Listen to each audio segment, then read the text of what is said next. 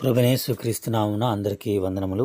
ఈ దినము దేవుడు ఆలోచనకర్త అనే విషయాలను చూద్దాము. ఆదికాండము 1వ అధ్యాయము 26వ వచనములో, దేవుడు మన స్వరూపమందు మన పోలిక చొప్పున నరులను చేయుదము, వారు సముద్రపు చేపలను, ఆకాశ పక్షులను, పశువులను, సమస్త భూమి మీదన సమస్తమును ఏలుదురుగాకని పలికెను. ఇలా దేవుడు ముందుగా ఆలోచన చేశాడు.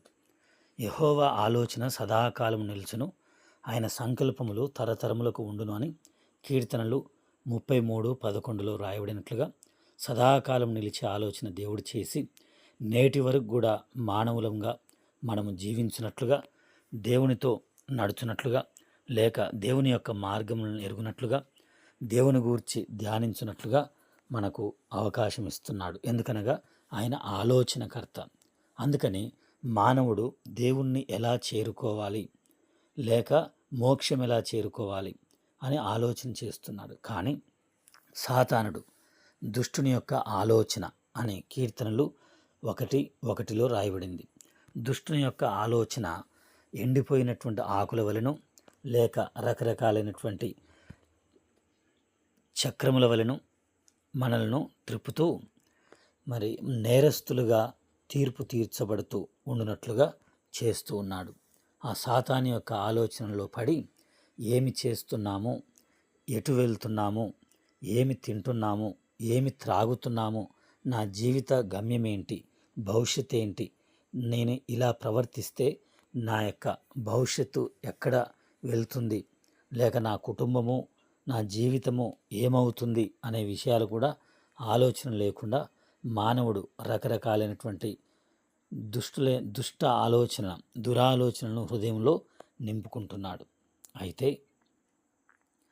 దినవృత్తాంతంలో 2వ గ్రంథము 9వ అధ్యాయము 8వ వచనం ప్రకారముగా దేవుడు దయాలోచన కలిగి ఉండి మానవులను నశించడము ఇష్టము లేక మానవులను రక్షించడానికే ఆలోచించి ఒక ప్రణాళిక చేశాడు.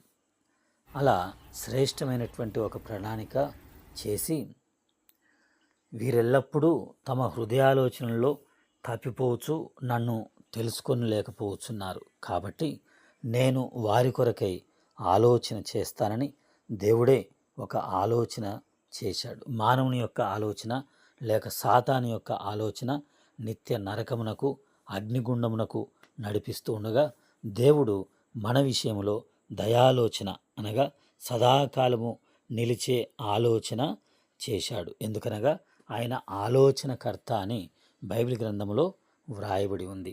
దేవుడు ఆలోచనకర్త. తిరిగి ఇర్మియా గ్రంథము 31వ అధ్యాయము 34వ వచనంలో దేవుడు చేసినటువంటి ఆ ఆలోచన, వారి దోషములను నేను క్షమించాలి, వారి పాపములను నేను తీసివేయాలి అని ఆలోచన చేశాడు. మన విషయమే మనం కూడా అదే ఆలోచనలో ఉంటాము, కానీ తీసివేసుకోలేము. కాబట్టి దేవుడు ఆలోచించి ఈ లోకములో తన కుమారుడైనటువంటి క్రీస్తును పంపించి ఆ శిలువపై అప్పగించగా క్రీస్తు ప్రభువారు మనందరి పాపముల నిమిత్తమై కలవరి శిలువలో రక్తాన్ని చిందించి మరణించి తిరిగి లేచి ఉన్నాడు. ఇది దేవుని యొక్క దయాపూర్వకమైనటువంటి ఆలోచన. అంతేకాదు పరిశుద్ధాత్మ ద్వారా యేసు క్రీస్తు ప్రభువారిని నమ్మునట్లుగాను తిరిగి ఈ లోకములో మనకు ఉపదేశము చేస్తూ మనం నడవవలసినటువంటి మంచి మార్గంలో మనల్ని నడిపించడానికి ఆయన మన మీద దృష్టి ఉంచి మనకు ఆలోచన చెబుతానంటున్నాడు. ఎలా అనగా పరలోకమునకు, నిత్య జీవనముకు ఎలా మనం వెళ్ళాలి, ఏ వైపున వెళ్తే మనము దేవుని సన్నిధికి, దేవుడు నిర్ణయించినటువంటి ఆ నిత్య జీవనకు వెళ్ళగలము అని 119వ కీర్తన 24వ వచనం ప్రకారంగా దేవుని యొక్క వాక్యము మనకిచ్చాడు. ఆ వాక్యము మనకు ఆలోచనకర్తగా ఉన్నది. కాబట్టి వాక్యము చదివి, వాక్యము విని, వాక్యము ధ్యానించి, వాక్య ప్రకారముగా నడుచుకుందుముగాక.